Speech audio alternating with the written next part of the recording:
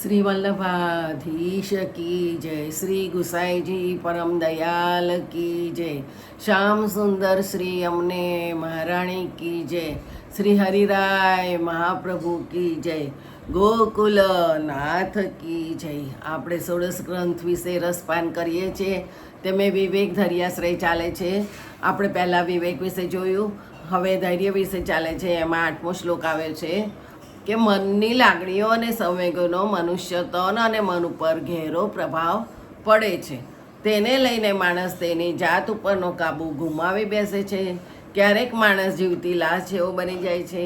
આને લઈને માણસમાં અનેક માનસિક રોગો અને વિકૃતિઓ જન્મે છે. આ બધા સામે રક્ષણ આપવા માટે શ્રી મહાપ્રભુજી ધૈર્યનું સ્વરૂપ સમજાવે છે. મહાપ્રભુજી કહે છે કે સૌથી પહેલું કામ મનની લાગણીઓ અને ઇન્દ્રિયોના આવેગ ઉપર કાબૂ રાખવાનું કરવું જોઈએ.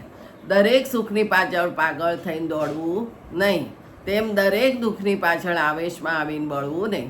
પશુઓ તેમની લાગણી અને આવેગને કાબૂમાં રાખી શકતા નથી, ત્યારે ભગવાને લાગણીઓ અને આવેગને કાબૂમાં રાખવાની શક્તિ આપી છે. લાગણીઓ અને આવેગની યાતના સહન કરવાની એનું જ નામ ધૈર્ય કહ્યું છે. 8મો શ્લોક.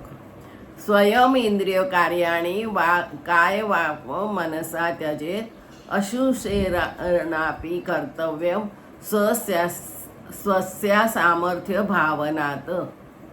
પોતાના લૌકિક સ્વાર્થ માટે કાયા અને મન વડે ઇન્દ્રિયોના કાર્યોને છોડવા અને તે પ્રમાણે જ્યાં સુધી અસુરપણા વડે ત્યાગ ન થઈ શકે ત્યાં સુધી પોતાના અસામર્થ્યની ભાવના કરવી. આ કાન, જીભ વગેરે ઇન્દ્રિયો પોતપોતાના ઘણા કાળના અધ્યાસને લીધે અનેક રીતે પાછી વાળતા અને પ્રભુની તરફ લગાડવાની મહેનત કરવા છતાં પોતાના અધ્યાસને છોડવામાં અસમર્થતા બતાવે છે. જેથી તેને બળાત્કારથી અધ્યાસમાંથી એકદમ પાછી વાળતા તેઓ ખરી રીતે પાછી વળતી નથી, જેથી પાછળથી પાખંડ થવાનો સંભવ રહે છે. માટે વૈરાગ્ય અને સંતોષ બરાબર થાય તેવો પ્રયાસ ચાલુ રાખવો અને તે મુદત દરમિયાન અર્નિશ એવી ભાવના રાખવી કે આ ઇન્દ્રિયોને પોતાના કાર્યોમાંથી પાછી વાળવાને પોતાનું અંતઃકરણ હજુ જોઈએ તેવું શક્તિમાન થયું નથી, જેથી ઇન્દ્રિયો આહાર વિહારમાંથી હજુ શાંત થઈ નથી એમ ભાવના કરી ઇન્દ્રિયો વિષયોમાંથી શાંત થવાના દરેક પ્રયત્ન અને સત્સંગ અંતઃકરણ અને ઇન્દ્રિયોનો અધ્યાસ માટે ત્યાં સુધી નિયમસર ચાલુ રાખવા. અશક્ય હરિરેવાસ્તિ સર્વમ આશ્રય તો ભવે એતત સહનમ અત્રોક્તમ.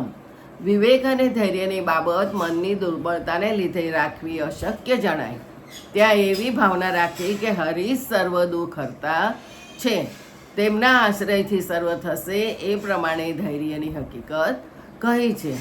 બરાબર રીતે વિવેક અને ધૈર્ય અંતઃકરણમાં સ્થિર કરવાને જીવ પોતાના સામર્થ્ય બળથી અશક્ત છે.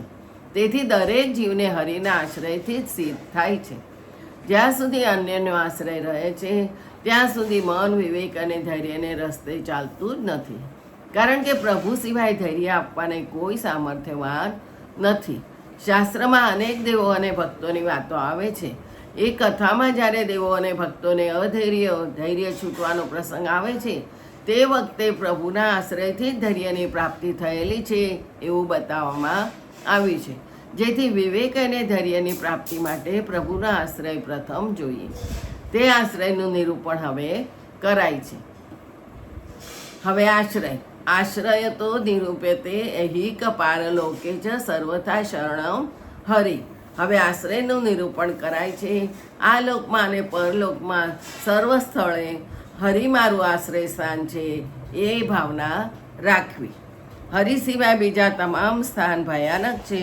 આ ભૂલોકમાં મનની દરેક સ્થિતિ ભયવાળી છે એ તો સ્પષ્ટ છે, પરંતુ પરલોક એટલે ભૂલોકથી ચડિયાતા સ્વરલોક, મહરલોક, જનલોક, તપલોક, સત્યલોક સુધી તમામ લોક વધતા ઓછા ભયવાળા તો છે જ.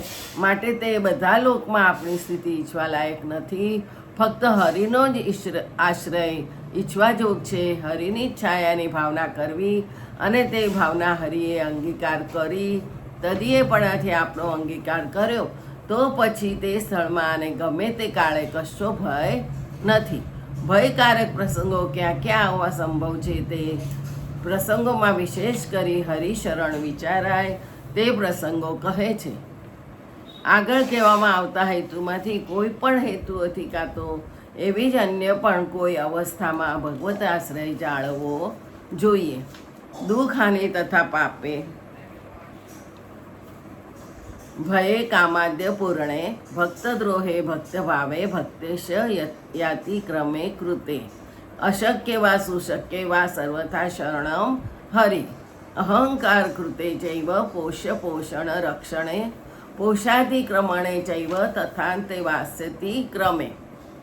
દુઃખ થાય તેવી હાનિમાં, પાપમાં, ભયમાં ઈચ્છિત અર્થ પૂર્ણ કરવામાં ભક્તરો થઈ જાય તો ભક્તિના અભાવમાં ભક્તો વડે અતિક્રમ થાય તેવા અશક્યમાં અને સુશક્યમાં સર્વથા હરિ આશ્રય સ્થાન છે.